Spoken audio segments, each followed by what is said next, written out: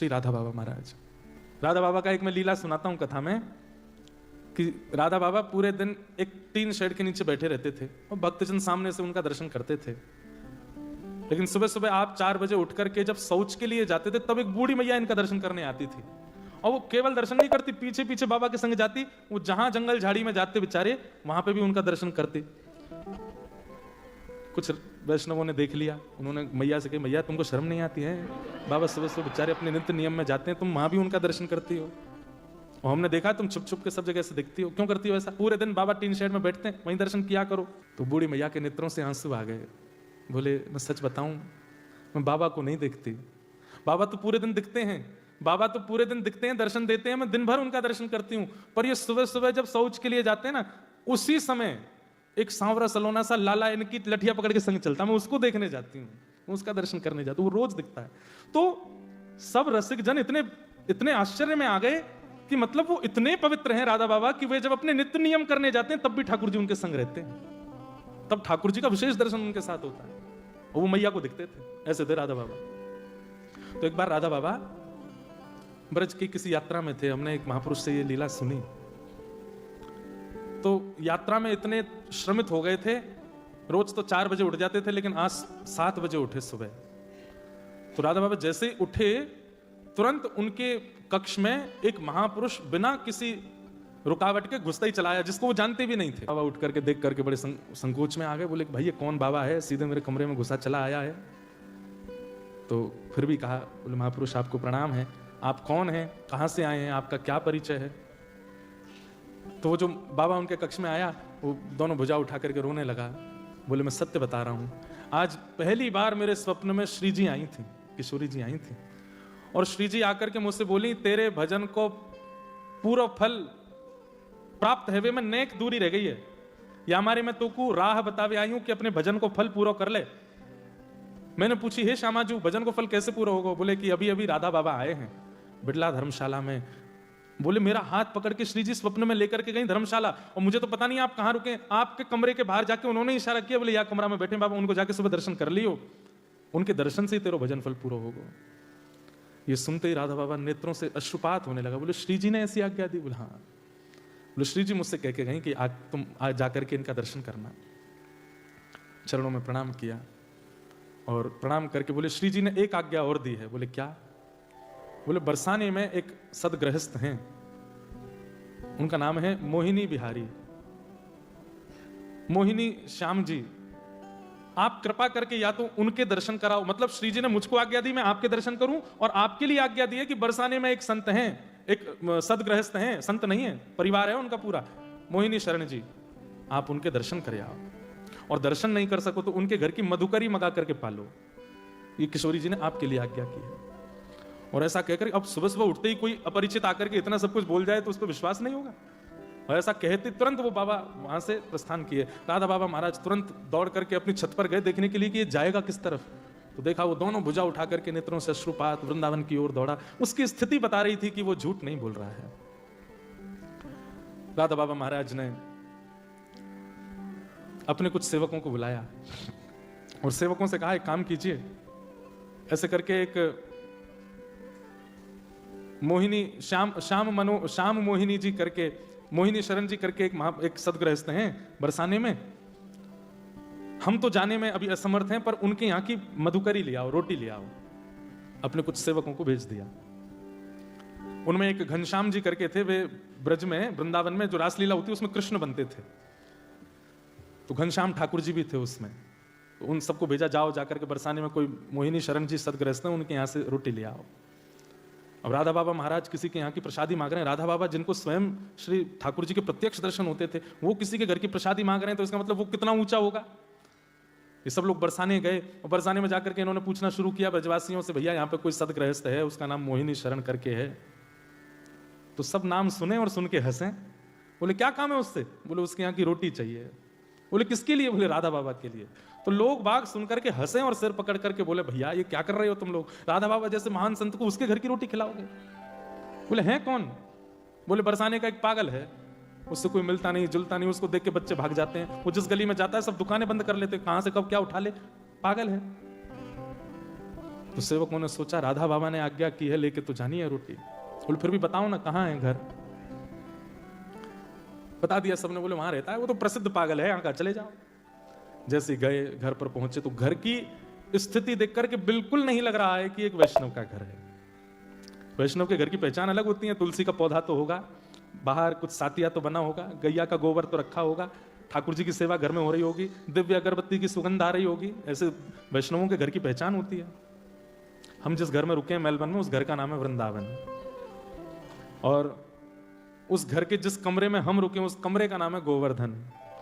जहां भोजन बनता है ठाकुर जी का, उस भोजनालय का नाम है मैया की रसोई। जहां हमारे ठाकुर जी गिरधरलाल जी विराज रहे हैं, उस कक्ष का नाम है बरसाना। और जहां आकर के सब लोग बैठते हैं और बैठ करके वार्ता करें, चर्चा करें, जो कुछ भी करें, उस स्थान का नाम है रास स्थल। अब सोचो कैसा सुंदर पूरा घर, पूरा ब्रज वृंदावन जैसा है। तो मतलब घर में जाकर के ये ना लगे कि यहाँ ठाकुर जी रेंट पे रहते हैं, बल्कि ये लगे मालिक रेंट पे रहते हैं, यहाँ के अधिकारी तो ठाकुर जी हैं। कई घरों में ऐसा लगता है ठाकुर जी रेंट पे रह रहे हैं, अलमारी में बैठे हैं। घर जाके ऐसा लगे कि मालिक रेंट पे रहते हैं, ठाकुर जी का अधिकार है। तो लेकिन यहां उल्टा था, जिनके घर से रोटी लाने के लिए कहा था, उनके घर में एक भी वैष्णव लक्षण नहीं थे। घर के भीतर जाकर के सबने हाथ जोड़ के कहा, बोले भैया ये मोहिनी शरण जी कहाँ हैं? बोले उनसे क्यों मिलना है आपको? बोले कि उनके हाथ से एक रोटी लेनी है हमको। बोले वो पड़े देख लो। तो खटिया चारपाई पे पड़े थे, दोनों पैरों में जूते पहन रखे थे, वो बूट, और एक के ऊपर एक ऐसे बूट रख करके बिल्कुल ऐसे दोनों पैर हिला रहे हैं, ये हाथ ऐसे धर के। और जिस चारपाई पे पड़े थे वहां जो दीवार थी उस पर नेताओं के और पुराने जमाने के फिल्म सितारों के चित्र लगे हुए थे। ज्यादा पुरानी बात नहीं है ना। और बढ़िया उन्हीं को निहार रहे थे, ऐसे सिर अपने सहला रहे थे, ये है इनके हाथ से रोटी लेके जानी है। जितने गए उनके चित्त में आई, कहीं हम अपराध तो नहीं कर रहे भैया, एक बार बरसाने में और घूम के आ जाओ, कोई और तो नहीं है? कहीं इसके हाथ से रोटी ले जाके हमने राधा बाबा को खवाई दी और कहीं उनके बने भय भाव सवरे नष्ट हो गए तो अपराध लगेगा हमको। या आचार विचार से कहां से लग रहा है कि इसके हाथ की रोटी? सब जगह एक राउंड और मार के आए बरसाने में, सबने कहा नहीं वही है, एक ही है बस, और कोई नहीं है। बोले पता नहीं कैसी लीला है। दो तीन तो भीतर गए नहीं, बोले हम तो नहीं जा रहे, हम तो पहले बाबा को भी सच्चाई बता देंगे, ले आओ रोटी तो लेके जानी है।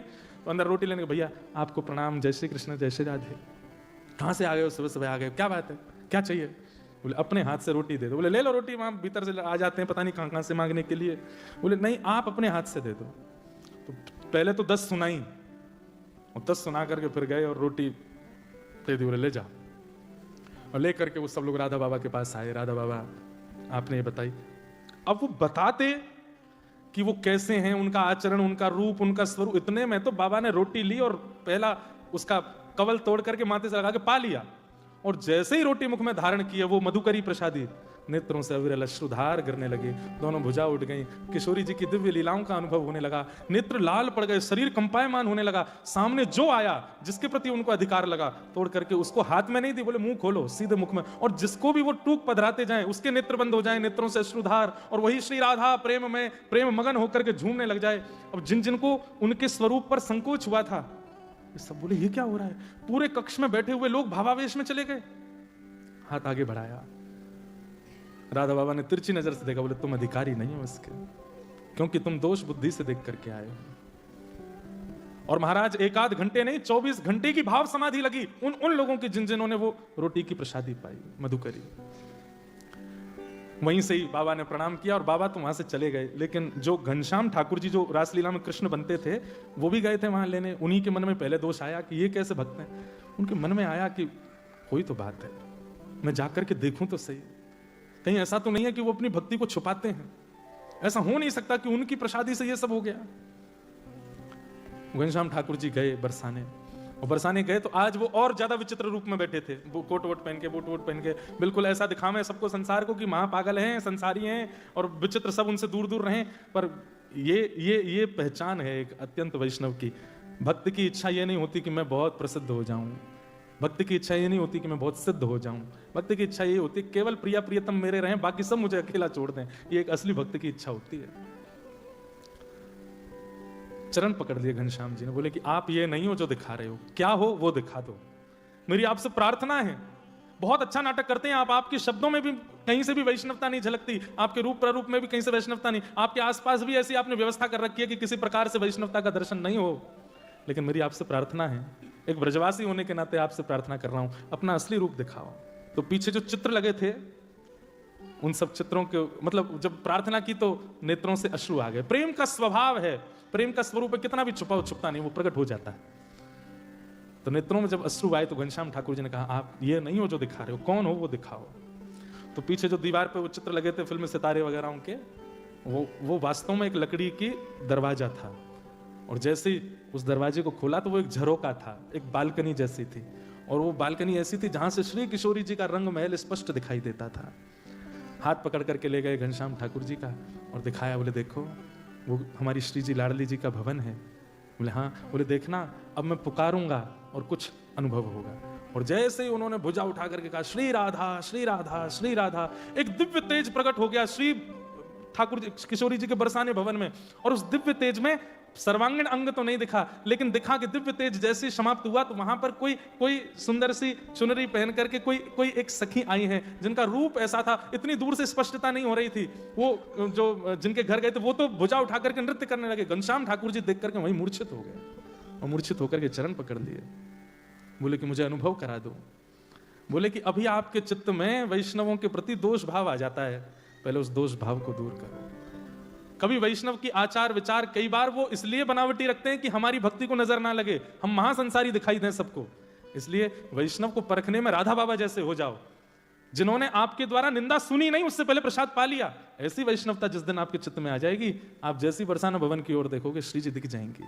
घनश्याम ठाकुर जी तो मगन हो गए, चरण पकड़ लिए, बोले कि बस अब आप कृपा करो। ये है वैष्णवता। और फिर घनश्याम ठाकुर जी फिर उसी भाव में रहने लगे। अब तो ऐसी स्थिति उनकी हो गई कि अब कोई वैष्णव नहीं भी है और वो राह में खड़ा खड़ा अगर कुछ दुष्पान कर रहा है या कुछ दुर्वस्तु धुआं जैसा उड़ा रहा है, वो उसको भी प्रणाम करते। बोले तुम जरूर अपनी भक्ति छुपा रहे हो, इसलिए ऐसे हो ना, मुझे पता है तुम। आप हंस तो गए, लेकिन वास्तव में बताएं, जब तक ये दृष्टि नहीं बनेगी आपको भगवत अनुभव नहीं होगा। ऐसी दृष्टि बन जाएगी, कोई दोष युक्त व्यक्ति अत्यंत देखो ये तो भगवत कृपा हो जाएगी कि जो वास्तविक दोषी व्यक्ति है उसका परिचय आपको हो जाएगा। लेकिन जिसमें दोष नहीं है, जो केवल दोष का आडंबर कर रहा है, उसके प्रति आपकी सहज भावना हो जाएगी कि ये तो इनका केवल बाह्य प्रकाश है, भीतर से तो ये परम भक्त है। घूम फिर के बात पूरी इस भाव में आती है कि भगवत दर्शन, भगवत मिलन और भगवत सामिप्य के लिए वृत्रासुर जो कह रहे हैं, दासान उदासो भवतास्मि भोज, भगवत दासों के दास बन जाओ।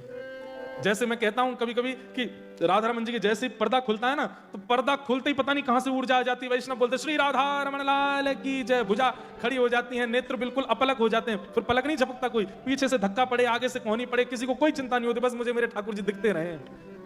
ऐसी स्थिति किसी वैष्णव के प्रति जब हो जाए तब समझ जाइए अब ठाकुर जी मिलवे वाले हैं। जैसे ही कोई वैष्णव सन्मुख आया, उसके रूप को देख के, उसके उर्दपुंड को देख के, उसकी शिखा देख के, उसके वस्त्र आभूषण देख करके, उसके हाथ में करमाला देख करके बस मन से बस निकल पड़ा नाम और बस उत्सुक होकर के नृत्य करने लग गए।